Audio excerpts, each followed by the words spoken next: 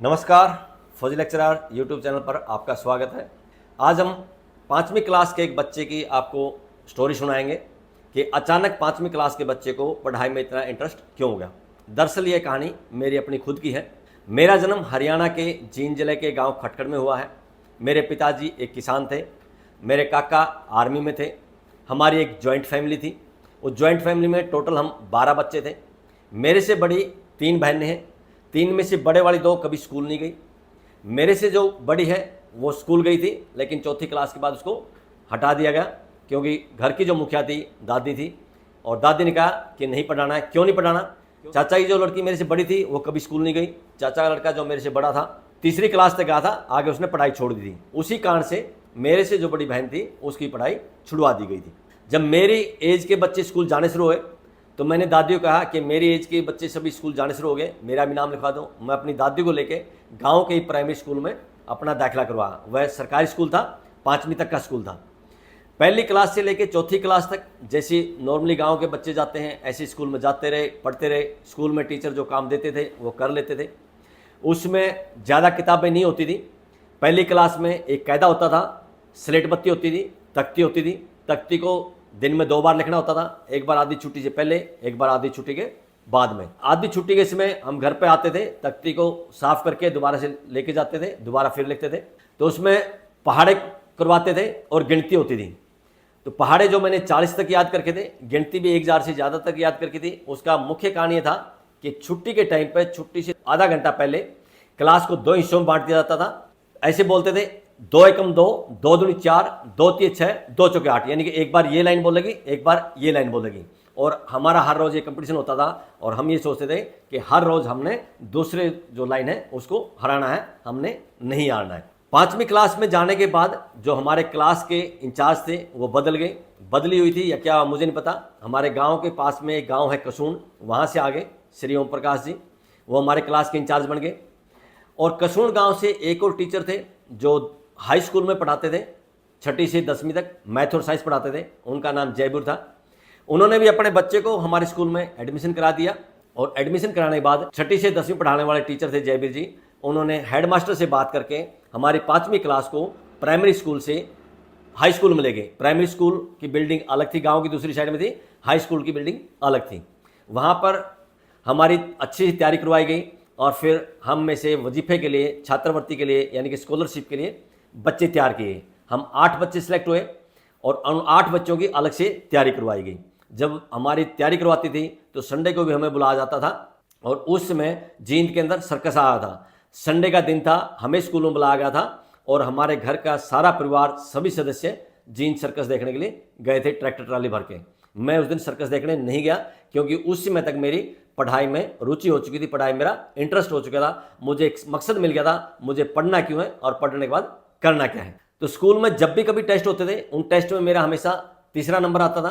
पहले और दूसरे नंबर पे या तो संदीप या बलवान। संदीप जो है जो जयवीर मास्टर जी थे उनका बच्चा था, और बलवान हमारे ही पड़ोस में एक बच्चा था। ब्लॉक लेवल पर जब टेस्ट हुआ, ऊंचाना हमारा ब्लॉक पड़ता है, वहाँ जब रिजल्ट आया तो वहाँ हम 8 के 8 बच्चे पास हो गए और मेरा वही तीसरा नंबर था। पहले और दूसरे पे वही बलवान और संदीप में से कोई एक था। जो जयवीर मास्टर जी थे मैथ और साइंस जो हमारे शुरू में पढ़ाते थे, बाद में हिंदी और सोशल साइंस भी वो पढ़ाने लगे थे। तो वो बहुत बार ऐसे बोलते थे कि बलवान बहुत अच्छा बच्चा है, बलवान इतना अच्छा बच्चा है कि घर जाने के बाद बलवान पहले स्कूल का होमवर्क करता है, उसके बाद हर रोज़ एक मैथ की प्रश्नावली निकाल के देखता है, हर रोज़ एक हिंदी का पाठ याद करता है, हर रोज़ एक सोशल साइंस का पाठ याद करता है और हर रोज़ एक साइंस का पाठ याद करता है। बलवान ये काम करता था या नहीं करता था मुझे नहीं पता, लेकिन ये बात मास्टर जी की मेरे दिमाग में बैठ गई और मैं हर रोज़ घर जाने के बाद पहले होमवर्क करता और होमवर्क करने के बाद हर रोज़ एक मैथ की प्रश्नावली निकाल के देखता, एक पार्ट सोशल साइंस का याद करता, एक पार्ट हिंदी का याद करता, एक पार्ट साइंस का याद करता। और इस तरह से जब डिस्ट्रिक्ट लेवल में जींद में हमारा पेपर हुआ और जब रिजल्ट आया, रिजल्ट आने के बाद प्रार्थना में स्कूल के हेडमास्टर ने नाम बोला सुरेश कुमार। सुरेश कुमार बोलते ही दूसरा सुरेश कुमार खड़ा हो गया, क्योंकि हम जो 8 बच्चे थे उनमें से एक दूसरा बच्चा जिसका नाम सुरेश कुमार था और उसकी पोजीशन हमेशा 7वें या 8वें नंबर पर रहती थी। 7वें 8वें नंबर पर 2 बच्चे थे, एक मनरूप था, एक सुरेश कुमार। तो सुरेश कुमार जब वो खड़े आया तो मेरे दिमाग में आया कि सुरेश कुमार का अगर सिलेक्शन हो गया है तो इसका मतलब या तो हम 8 के 8 बच्चे पास हो गए, अगर सुरेश कुमार का 7वें नंबर पर आया तो मंदरूप रह गया होगा, हम 7 बच्चे कम से कम पास हो गए, मेरिट में आ गए। लेकिन हेडमास्टर ने कहा नहीं, ये वाला सुरेश कुमार नहीं, दूसरे वाला सुरेश कुमार। उसके बाद मैं खड़ा और मेरे दिमाग में एकदम से सवाल आया कि अगर मेरे को पहले उठाया है तो इसका मतलब है हम सिर्फ 3 ही बच्चे पास हुए हैं, मैं, बलवान और संदीप। लेकिन जब हेडमास्टर ने बोला कि ये बच्चा उचाना ब्लॉक में फर्स्ट आया है, जींद डिस्ट्रिक्ट में जितने भी गांव हैं उसमें फर्स्ट है, और जींद डिस्ट्रिक्ट में अगर हम जींद शहर और नरवाना के स्कूल के बच्चों को मिला दें उसमें इस बच्चे का 18वां नंबर है। मैं खुद आश्चर्यचकित था कि ये पोजीशन कैसे आई।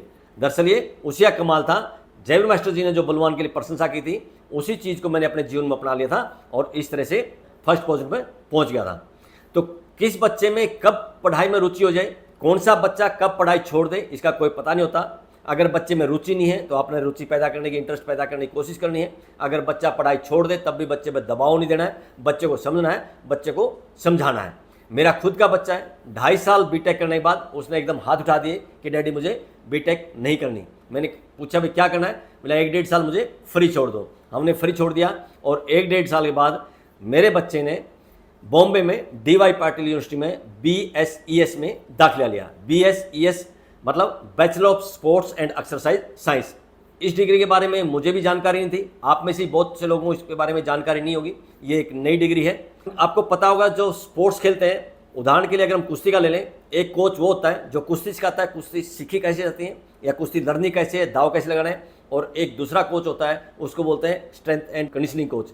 वो बच्चे को वो एक्सरसाइज बताएगा, वो डाइट बताएगा जिससे बच्चे के अंदर स्ट्रेंथ आए, ताकत आए, और जिस दिन वो कुश्ती का मुकाबला लड़े उस दिन वो ज़्यादा से ज़्यादा ताकत लगा के मुकाबला जीत पाए।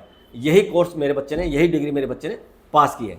डिग्री पास करने के बाद जब उसका रिजल्ट आया, अभी मार्च में एक दिन मेरे पास DY यूनिवर्सिटी से फ़ोन आया, तो उन्होंने कहा कि क्या हम अमन से बात कर सकते हैं।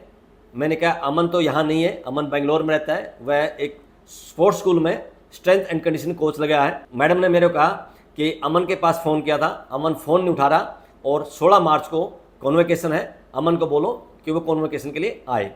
मैंने कहा मैम अमन से बात हुई थी, अमन ने कहा कॉन्वोकेशन के लिए वह नहीं जाएगा। बेंगलोर में वो 3 बच्चे हैं उसकी क्लास के, 2 जाएंगे, लेकिन अमन ने कहा कि वह कॉन्वोकेशन के लिए नहीं जाएगा।